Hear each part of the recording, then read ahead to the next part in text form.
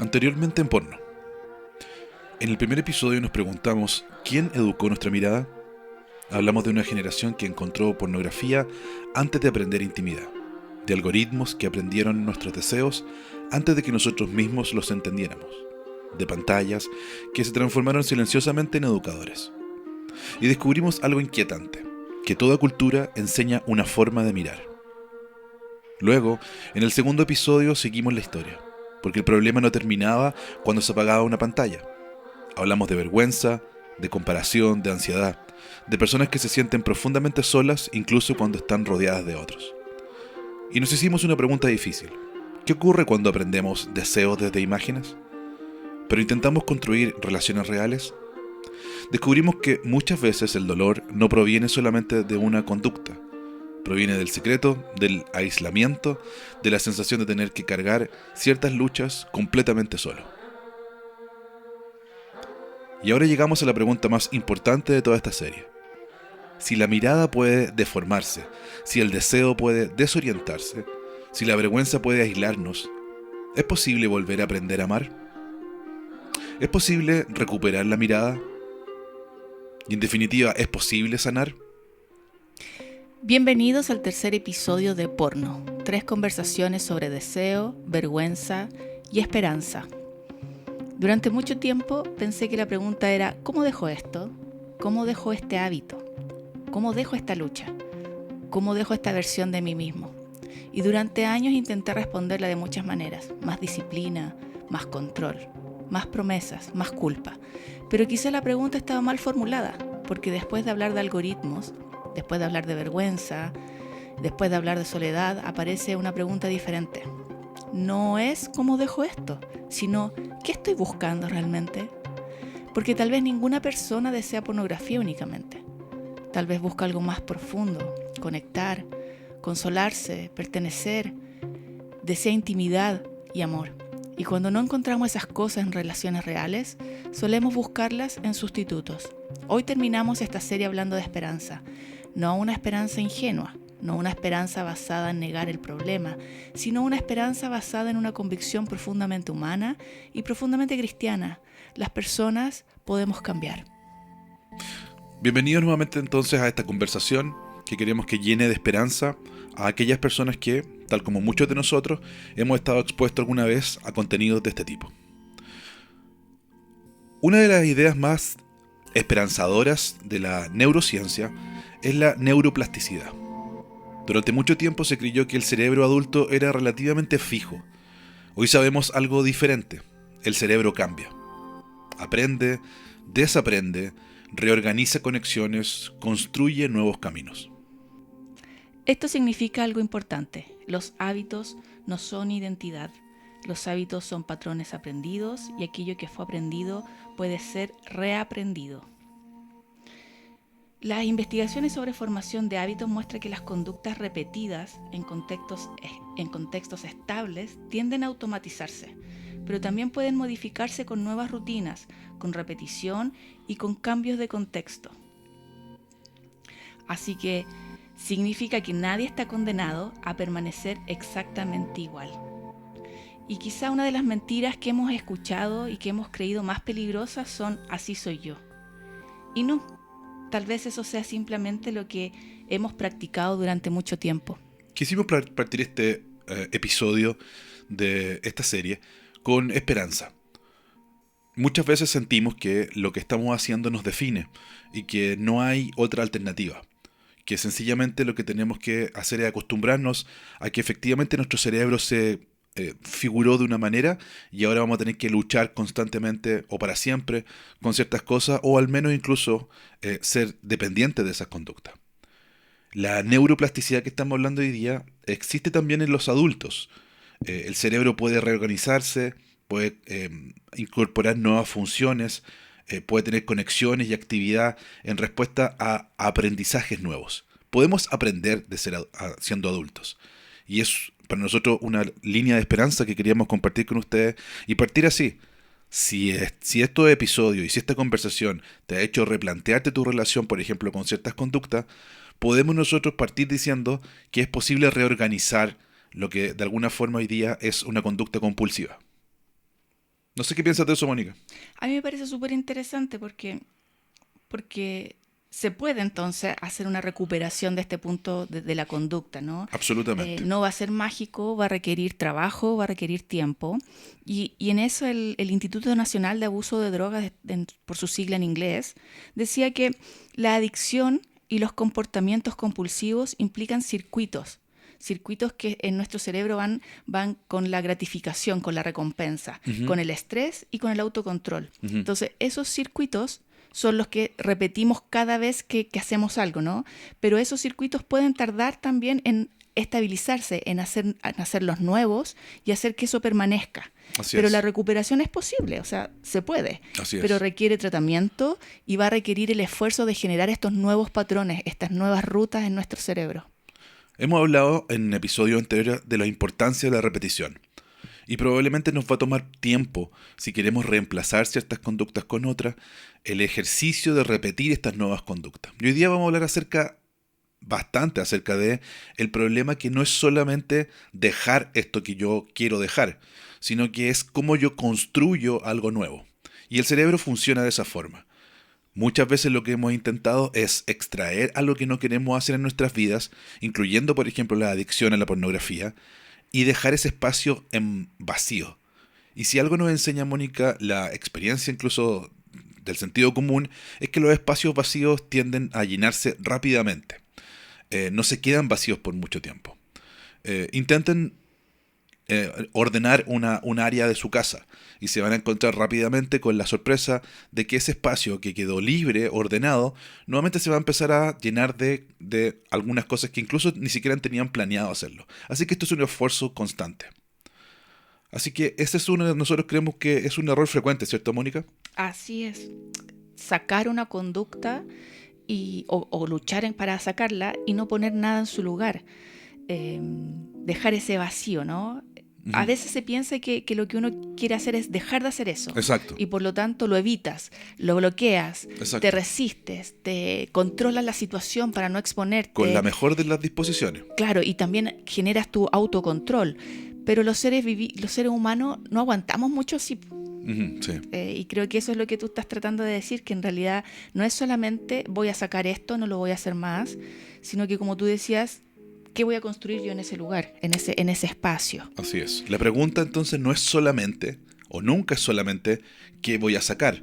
No estamos diciendo que hay que mantener, sino que evidentemente vamos a sacar ciertas cosas que queremos sacar cuando sentimos que son compulsivas o nos esclavizan. Pero la pregunta no es solamente esa, ¿qué voy a sacar? Sino que creemos nosotros y queremos proponerles que la pregunta sea un poco más amplia. Es ¿qué voy a construir, como les decíamos al principio? Claro, ¿qué voy a poner yo en ese lugar que ahora va a quedar vacío? Porque el corazón humano siempre busca algo, siempre se dirige hacia algo. Así es. Puede ser, no sé, la amistad y generar, fortalecer las amistades que ya hay o generar nuevas, no sé, buscar la belleza, servir a otros, eh, echar a andar alguna vocación que tú tienes y decir voy a trabajar en esto, eh, no sé, activar más en tu comunidad, buscar el amor. Entonces, si quitamos una fuente de gratificación sin construir una fuente que nos dé un nuevo sentido, va a quedar ese espacio vacío y no va a quedar vacío por mucho tiempo. Así que nuevamente queremos sumar la primera capa de esperanza respecto al hecho de que el cerebro está diseñado para poder ser reentrenado, para poder tener nuevos patrones de conducta que sean más acordes a cómo yo quiero vivir mi vida. Es posible hacer eso. Y ese camino, aunque pueda tomar tiempo, es necesario, o es posible más bien queremos decir. Segundo, quisimos decir que el problema no es solamente dejar algo, sino que cómo yo me planteo o me expongo a esta situación con la idea de poder construir algo nuevo. ¿Ya? Y la Mónica decía hartos áreas en las cuales yo necesito construir nuevas interacciones. Y hablaba acerca de la amistad, acerca de la belleza, acerca del servicio a otros, acerca del desarrollo de mi vocación, acerca de cómo yo me vinculo con otras personas, que ya esas personas yo puedo llamar una comunidad. Y cómo en definitiva todas estas cosas anteriores me llenan de una experiencia que podríamos llamar amorosa. ¿Ya? Si yo hago un esfuerzo decidido en esas áreas, que tampoco son en absoluto fáciles, yo voy a estar colaborando de mejor manera para una nueva construcción también de mi cerebro. ¿Ya? Entonces, en ese sentido, no creemos que sea destruir una parte de mía, sino transfigurarme, por decirlo de alguna forma, convertirme en una nueva estructura, en una nueva cosa. Y aquí entramos en una de las, creemos nosotros, contribuciones más hermosas de la tradición cristiana. Muchas personas imaginan la espiritualidad como una guerra en contra del deseo, ¿no? Y como si la santidad consistiera en dejar de desear, ¿ya? Y hay una cierta forma de pensar que asocia el cristianismo con eso, con la falta o la ausencia de deseo, ¿ya? Pero la tradición, creemos nosotros, más pura del cristianismo, nunca entendió así la vida espiritual. En este caso, la ortodoxia cristiana enseña algo diferente. ¿Qué piensas tú, Mónica, de eso? Yo creo que es cierto, porque no es como una especie de negarme a todo lo que me da placer o que me da, o que me gusta o que me agrada. No tiene que ver con eso, sino que tiene que ver con cómo estas facultades que yo tengo, incluido el deseo, Ajá. son buenas. Fueron creadas por Dios. La inteligencia fue creada por Dios, la imaginación, la voluntad, el cuerpo, el deseo. El deseo está ahí porque Dios lo puso. Entonces creo que el problema no está en que estamos deseando. El problema es que nuestros deseos se han desorientado, se han desorganizado, Ujú. por decirlo de alguna forma. Así que creemos nosotros que se afirma acá que el objetivo de la vida espiritual no es destruir el deseo, sino transfigurarlo, convertirlo en algo que dirija, como bien decía Mónica, hacia mejores objetivos, ¿ya?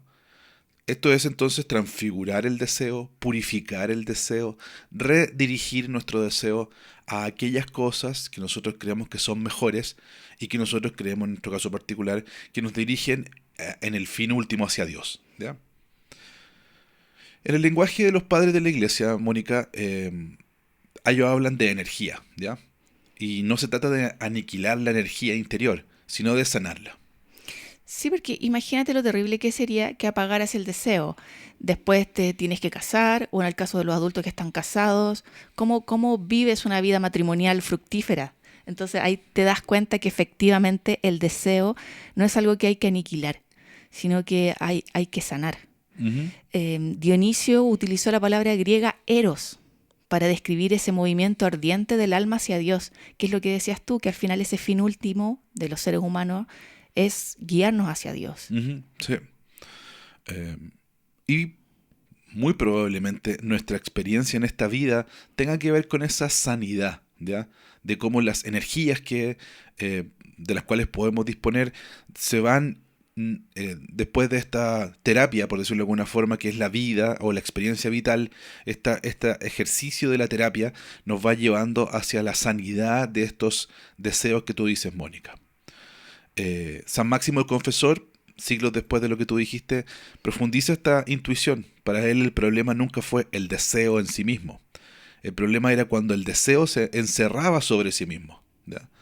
Mm. Y cuando dejaba de conducir hacia la comunión. Fíjate, Mónica, que cada vez, si uno le pone ese criterio, eh, y pongámoslo en términos bien prácticos, cada vez que yo hago algo que tiene la característica de egoísta, ¿ya? O sea, cuyo fin soy yo mismo, ¿ya? Probablemente tenga menos satisfacción, menos goce, me exponga más al vacío, ¿ya? Y en la tristeza en el largo plazo. Y uno lo puede ver pongámoslo en cuestiones muy concretas. Comer yo solo, compartir la comida, ¿ya? Ah, sí, sí, lo pones en ese término así como sencillo y como fácil de ver, porque todos hemos pasado por eso, hemos vivido experiencias de ese tipo, y compartir la comida es muchísimo, muchísimo más gratificante, sobre todo si estás con las personas que tú amas. Entonces la calidad de la experiencia no está solamente en la calidad de los productos que estoy usando, sino que la calidad de la experiencia es la alegría de compartir lo que estoy haciendo con otros, ¿ya? Eh, y en ese sentido puedo tener un banquete en soledad o puedo tener una comida sencilla en comunión con personas que yo tenga afectos por ellos y ellas tengan afectos por mí. Y casi sin ninguna duda, la experiencia vital va a ser más reconfortante en la medida que yo conduzco mis deseos, en este caso, el deseo de alimentarme, el hambre, es un deseo, ¿cierto? Yo deseo la comida, ¿ya? Si yo conduzco ese deseo hacia la comunión, me voy a dar cuenta que la experiencia de satisfacer mi necesidad en comunión es probablemente la experiencia más gratificante de la vida. Y es por eso que asociamos los seres humanos, probablemente los mejores momentos de la vida se dan en las comidas familiares, en las comidas con amigos, en las comidas, ¿cierto?, con personas significativas, ¿ya? Entonces es una redirección del deseo. El deseo de comer se ve santificado en la medida que yo puedo compartir eso.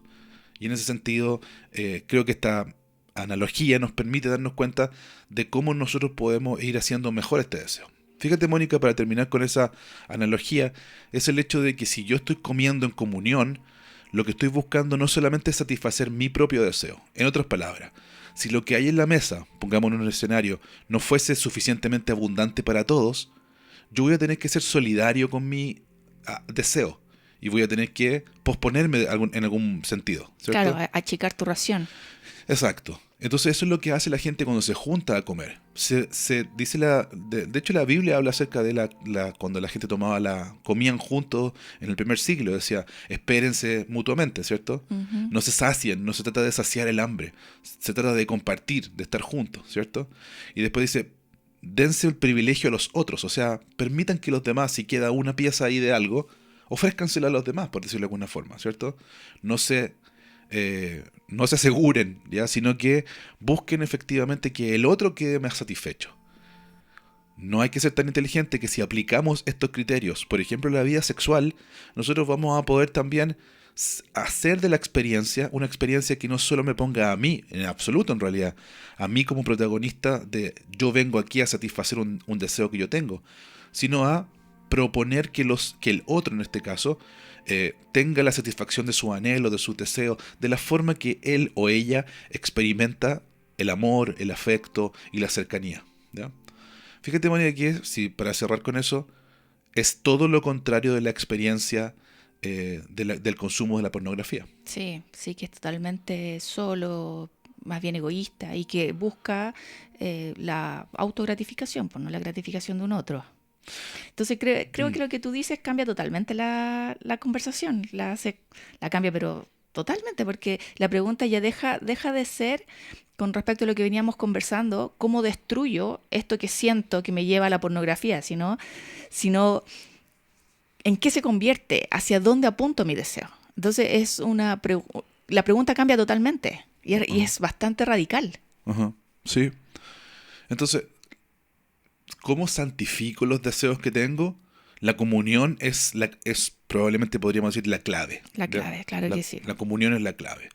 El hambre se santifica en la comunión, ¿cierto? Yo cuando comulgo, que literalmente es eso, tener la comunión con los demás, es comulgar con los demás. Cuando yo comparto la mesa, cuando yo comulgo, el deseo se ve santificado, el deseo de satisfacerme a mí mismo. Ya no es un deseo animal, ¿cierto? Sino que es un deseo santificado en la medida que yo voy a compartir mi comida, voy a esperar, no voy a comer como comería un animalito, ¿cierto? Solo o Apurado. apurado, sino que voy a esperar, voy a tener la cortesía de no apurarme en la comida, voy a tener la cortesía de entender que las papas fritas que están al medio no son para satisfacer mi hambre, sino para que nosotros podamos compartir, ¿cierto? Podamos conversar y conocernos, ¿cierto? Entonces, todos quisiéramos comernos todas las papas fritas que están ahí en soledad, pero eso sería literalmente pornográfico, ¿verdad? Sería literalmente ponerme a mí primero, ¿cierto? Mis propios anhelos y decir, la comida está hecha para mí, para satisfacerme a mí, ¿cierto? Y en realidad lo que estamos haciendo es santificar la comida cuando digo, no, coman los demás, ¿cierto? También sáciense ustedes, ¿cierto? Y no hay una cuestión aquí puramente altruista. Yo también voy a comer, ¿cierto? Y uno se da cuenta incluso que come menos cuando uno está con más personas, ¿cierto? Que come más saludablemente porque no come más de la cuenta. Y eso es uno de los problemas que tenemos los humanos, que comemos más de lo que necesitamos, ¿cierto? Y que me estoy dándole el beneficio a los demás de ser los primeros, ¿cierto? Yo estoy honrando a los demás, ¿ya? Eh, Fíjate, Mónica, que cuando uno hace eso en comunidad, lo que está haciendo siempre es, fíjate que incluso uno habla de los niños, ¿cierto? Dice, deja que los niños coman, ¿cierto? Claro. De los adultos, ¿cierto? O de alguien que está muy lejos, o de una persona que es tímida, y le decimos, no, usted no ha comido, ¿cierto? Entonces siempre en la mesa hay gente que hace justicia, dice, no, usted no ha comido, sírvase, por favor, coma usted, ¿ya? Y eso es muy lindo, la comida en comunión es muy lindo, es un desafío, porque insisto, va en contra de nuestra naturaleza, Mónica. Y como te digo, probablemente lo que quisiéramos es comer Todo rápido, todo primero que los claro, demás. y en soledad. Y en soledad, sobre todo las cosas ricas que Claro. sabemos que son las que se van a acabar primero. Exacto. Entonces que haya un cerro de esas cosas que me gustan a mí, solo para mí, ¿ya? Pero ese es el infierno. Literalmente nunca pensamos en eso como si fuese el infierno. Pero probablemente ese sea el infierno, ¿cierto? Primero yo, segundo yo y 1.000.000 de veces después yo.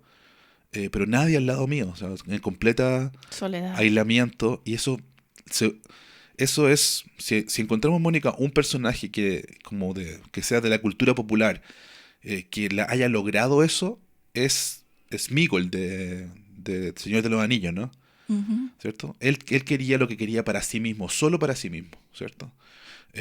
¿Y qué hizo? Porque empezaba a desconfiar de los demás, se quedó solo, ¿cierto?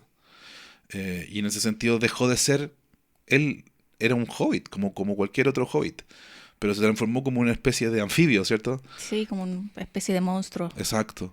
Y buscaba la soledad, buscaba los lugares oscuros, ya no quería ver la luz del día, ¿cierto? Porque tenía miedo que le quitaran lo único que él quería, que era solo para él. Es Mm. solo para mí esto, no quiero compartir esto con nadie, ¿ya? Y es una muy buena imagen de cómo nos deshumanizamos también cuando decimos, no, descubrí esto, es solo para mí, es solo en silencio, es solo en la oscuridad, no voy a compartir esto con nadie, ¿cierto? Ni siquiera con una pareja, ¿ya? Porque este placer que me da la sexualidad lo voy a vivir yo cuando yo quiera, tantas veces como yo quiera, ¿ya? Y la única forma de hacer eso es hacerlo con esta gratificación, como tú decías, inmediata, ¿ya? Ujú. Pero eso nos deshumaniza.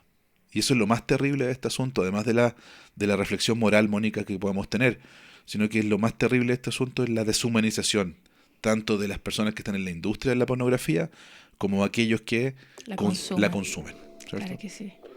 Entonces, lo que veníamos conversando es que las pasiones entonces son energías buenas, pero energías que se enfermaron. Entonces hay que hacer como una especie, como tú dices, de transfiguración y de transformación, Ujú. en donde, por ejemplo, la ira podría convertirse en valentía. El deseo puede convertirse en amor. La búsqueda de placer puede convertirse en búsqueda de belleza. O sea, la energía permanece y lo que cambia es su dirección. Ujú. Y ahí yo creo que es una idea súper esperanzadora. ¿Qué piensas? Eh, como decíamos, me parece que tienes razón, Mónica, que nos da mucha esperanza eso. Porque el camino a la sanidad no es un camino en soledad, ¿ya? Es la comunidad. Es la comunidad cuando nosotros incorporamos a más personas. Una de las cosas que entristece más, al menos en mi experiencia personal, cuando he tenido que enfrentar situaciones de este tipo, es sentir que estoy solo, ¿ya? Eh, y sentir además que estoy mal, que yo estoy mal, ¿ya? Que en esencia mi ser está errado, ¿ya? Yo soy un error, por decirlo de alguna forma, o soy una falta en sí mismo, ¿ya? Y no es cierto eso, sino que la idea que tú dices que es profundamente esperanzadora es que no es que desee yo cosas, sino que aprendí a conformarme con versiones demasiado pequeñas de aquello que realmente yo deseo, ¿ya? Claro. Y eso puede ser reeducado en la medida que yo vuelvo sobre la comunidad, ¿ya? Particularmente la comunidad nosotros creemos también con Dios, por supuesto. Dios es comunidad. Así que detrás de muchas compulsiones, por ejemplo, hemos hablado acerca de el impulso sexual como una compulsión, como algo que se deteriora, se desfigura en la pornografía. También hicimos el paralelo con la comida como una deseo natural que un deseo legítimo, satisfacer el hambre es un deseo Claro. legítimo, eh, se desfigura y efectivamente, como tú dices, necesitamos esa esperanza.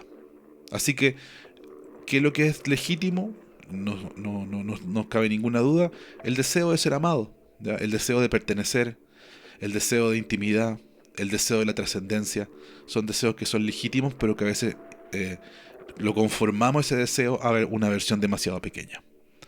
Déjame plantearte una pregunta, Mónica, porque tal vez nos puede llevar a una última reflexión filosófica, por decirlo de alguna forma, que la pregunta espiritual consiste en descubrir qué estoy intentando satisfacer realmente. ¿Ya? Mm. Creo que nos abre todo un horizonte, ¿no? Ujú. Porque cuando tienes todos estos deseos de la pornografía, este deseo de la sexualidad, ¿cierto? Hay algo de fondo.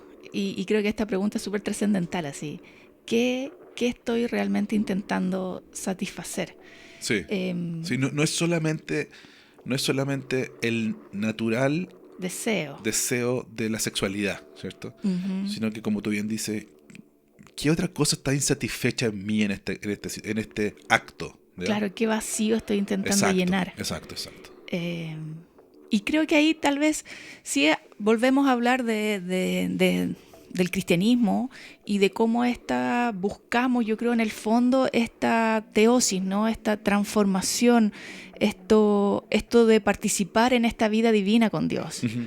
Creo que en el fondo eso es lo que nos hace falta y lo que estamos intentando llenar, convertirnos plenamente en aquello para lo que fuimos creados. Obviamente, el deseo es necesario para hacer eso. Necesitamos desear cosas necesitamos desear conseguir ese propósito para el que fuimos creados, ¿no? Entonces el deseo sí es necesario. Totalmente. Un humano sin deseo, como decíamos, no podría mantener su matrimonio. Los jóvenes serían incapaces de amar, serían incapaces de buscar una pareja, serían incapaces de entregarse a un otro si obviamente no hubiera deseo. Entonces la meta nuevamente no es apagar ese fuego, la meta es que ese fuego ilumine en lugar de que destruya. Ujú. Sí. Eh, y eso es posible en la medida que, por eso nosotros hacemos tantas preguntas cuando hacemos estos podcasts, porque creemos que las preguntas son lo que nos guía hacia verdades, ¿ya? Y esa es importante, hacerse la pregunta correcta. No es que está mal dentro de mí, porque aquí hay fuerzas que son legítimas y naturales, ¿cierto? Creadas por Dios, nosotros creemos, sino es porque estoy conformando este deseo con una versión pirata, ¿cierto? Una versión ilegal de la satisfacción de este deseo. Y como ¿Ya? tú decías, una versión además pequeña. Sí, claro, porque es falsa, ¿cierto? Sí, tan pequeña. Exacto, es una versión falsa. Y cuando nosotros queremos algo, queremos la versión original, ¿cierto? Queremos la versión correcta, la verdadera, ¿ya? Estos días está... Mónica, nosotros no hemos dado cuenta de eso, pero estos días, para que se dé más o menos la cuenta, en la fecha en que estamos grabando esto, hoy día es sábado 30 de mayo, ¿ya? Y está hiper de moda el álbum del mundial, Mónica. Sí. Para adultos y para niños. Sí. Sí. Eh, ¿Quién quisiera, crees tú, Mónica, comprar láminas falsas y llenar el álbum con láminas falsas que alguien imprimió? No, nadie. Qué ¿Ya? horrible. Aunque fuesen igual, fuesen la misma No. figurita, pero la imprimí yo, ¿ya? Me conseguí, la imprimí y ahora le pongo Stitch Fix y la pego en mi álbum, ¿ya? Por supuesto, nadie querría hacer eso. No tiene sentido hacer eso. Eh, Aquí, a mala, no sé si buena o mala metáfora, aquí es lo mismo. Nos conformamos con una versión pirata, ¿ya?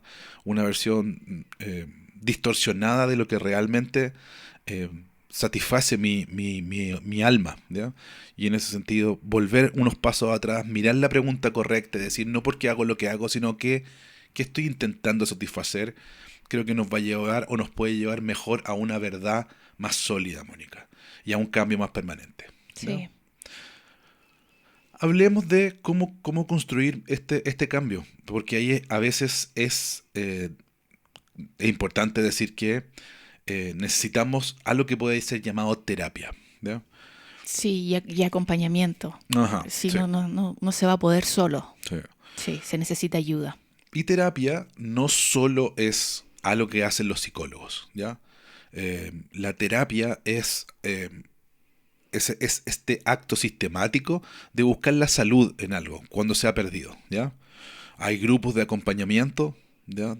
Que te pueden ayudar en este camino, grupos de apoyo, puede haber dirección espiritual, pueden haber buenos amigos, adultos, tus padres, si eres joven y estás escuchando esto. Puede haber mentoría de personas que tengan experiencia, hayan tenido experiencia en esta área, ¿ya? Y eso no significa que fracasaste. Yo sé que no es fácil asumir esto de primero con alguien más y decir que uno tiene una adicción, por ejemplo, a estos contenidos. Eh, pero no es un fracaso en absoluto. Cuando nosotros hablamos de moverse en la dirección de la comunión, muchas veces eso parte, Mónica, con este acto de la humildad.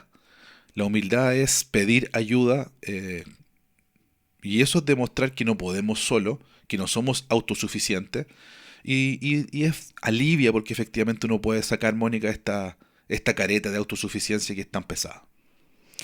Sí, y además que, como hemos dicho, es algo que se vuelve tan complejo y dependiendo del tiempo también o de la adicción que tú puedas desarrollar, se hace más difícil salir solo porque no es un tema de autocontrol. Es un tema de reeducar, es un tema de cambiar, es un tema más profundo, es un tema de acompañamiento, como decimos, de terapia. O sea, Ajá. hay que hacerlo, hay que buscar las ayudas pertinentes, como tú decías, en todas estas instancias que tú acabas de nombrar, porque no se puede solo. Y eso yo creo que es lo más importante de entender el cambio. Que es, bueno, el primer paso es darte cuenta que lo que estás haciendo te causa un problema y luego es que no lo puedes hacer solo. Creo que Ah, eso es sumamente importante y hay que dejarlo así como subrayado con un destacador. ajá. No se puede solo, hay que buscar ayuda. Sí. Así que cualquier cosa que te vuelva o que te redirija hacia la comunidad, ¿cierto? Va a ser bueno. Va a ser bueno, Sí, ¿ya? Y recuerden que cualquier cosa que te dirija en la dirección opuesta hacia el aislamiento, en esa zona, no es por ser dramáticos en esto, pero en esa zona estás más cerca de, primero, menos recursos porque estás solo, ¿cierto? Mucha recursividad en el pensamiento, lo que los jóvenes hoy día repiten mucho de acerca de sobrepensar, ¿cierto? Porque estás solo, entonces es como el ejercicio de sobrepensar, esta rumiación del pensamiento, es bastante parecido al acto de la cacofonía en una cueva, ¿cierto? Estoy solo en la cueva, hablo yo en la cueva y se repite mi propia voz muchas veces, ¿ya? Y eso me va aislando, me va dejando muy cansado, muy solo. Entonces necesito esta conversación, ¿ya? Y si en el episodio anterior, Mónica, hablamos de soledad, ahora hablamos de comunidad mucho, ¿cierto? Hemos hablado mucho de comunidad. sí, porque no, porque es indispensable, o sea, no puedes salir de esto solo. Entonces la comunidad es indispensable, no se puede lograr si no tienes apoyo, si no tienes ayuda de otras personas. Claro. Entonces, abre el tema con alguien. eh, Permite que esta comunidad también te conozca en tu fase menos agradable o más débil, y comparte este peso con más personas. Claro. Basilio el Grande decía que la vida humana encuentra su plenitud en la comunión. Efectivamente. eh, ¿Te acuerdas cuando Mónica, en el episodio anterior hablamos de esta cita de Silvano, que decía mi hermano es mi vida? Ah, claro que sí, Sí. esa es extraordinaria esa frase porque es tan sencilla, pero como que si fuera una roca gigante, pero es muy sencilla, mi Ujú, hermano en mi vida. Y es hoy en día yo creo que es profundamente contracultural también. ujú. Sí, claro, porque es una cultura que glorifica la autosuficiencia. En otras palabras, yo puedo solo, ¿cierto? Yo voy a hacerme a mí mismo. Los héroes de nuestra cultura son personas que se han hecho a sí mismos, ¿cierto? Se han construido sobre sus propios méritos, ¿cierto? Y se han erigido como estos paladines, ¿cierto? Modernos. Nada en contra de eso, pero nosotros no podemos conformarnos a esa idea de decir yo lo voy a hacer, lo voy a resolver todo solo y lo voy a hacer todo solo. La experiencia humana demuestra que nadie sana cuando está completamente aislado, ¿ya? Necesitamos que estas cosas que están dentro mío puedan ser compartidas, y de verdad, cada paso que des en la dirección de abrir este tema con alguien más. Y si no tienes a alguien muy específico, puedes escribirnos a nosotros si quieres, eh, y que conversemos. Ya ese paso va a ser un paso hacia tu sanidad, ¿ya? Nosotros creemos que el cambio más radical comienza cuando yo le digo a otro lo que me está pasando, ¿ya? Y soy vulnerable frente a ese otro, con todos los riesgos que eso tiene, ¿ya? Incluso si el otro no tiene algo muy elaborado, o incluso si está compartiendo la misma experiencia que yo, porque no sé si el otro también está sufriendo lo mismo que estoy sufriendo yo. Sin embargo, el acto de abrir esta conversación va a ser sanador para mí, e incluso podría ser sanador para otra persona que diga, mira, no sé cómo salir de esto porque estoy donde estás tú, pero ya estamos los dos juntos colaborándonos, ¿ya?